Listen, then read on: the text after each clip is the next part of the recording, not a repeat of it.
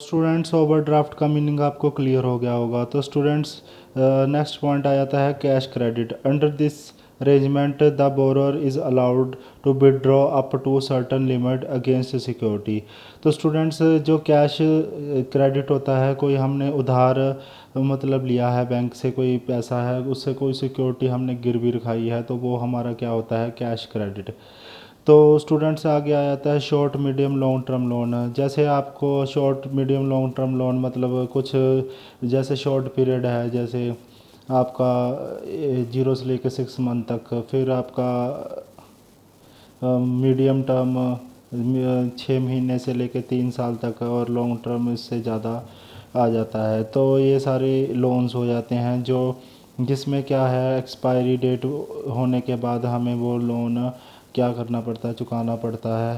तो इसमें ये कुछ सिक्योर्ड भी हो सकते हैं या कुछ अनसिक्योर्ड भी हो सकते हैं, जिसमें हमने कुछ किस्तें भरनी होती है ब्याज की, तो वो सारी इसमें आ जाती हैं। तो स्टूडेंट से आपको ये क्लियर हो गया होगा टॉपिक।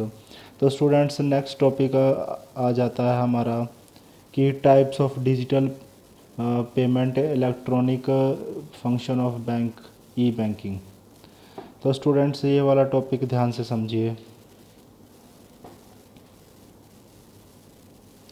तो स्टूडेंट्स देखिए ध्यान से कि digital electronic payment is a system of making online payment without involving physical exchange of money.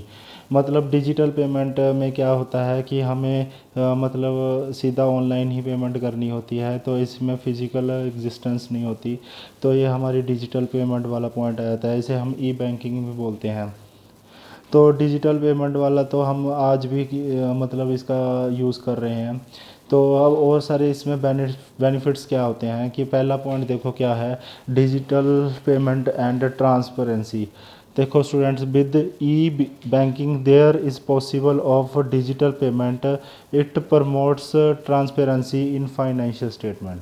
देखो ध्यान से सुनिए स्टूडेंट्स कि डिजिटल पेमेंट में हम क्या है कि ज़्यादा से ज़्यादा हम जो भी पेमेंट है डिजिटली तरीके से करते हैं, जो ट्रांसपेरेंसी होती है, जो हम मतलब कोई भी पेमेंट ई पेमेंट के थ्रू हम हमारा पैसे का लेन देन करते हैं।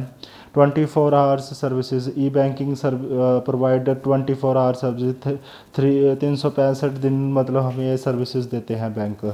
तो स्टूडेंट्स ये पॉइंट आपको क्लियर हो गया होगा। तो स्टूडेंट्स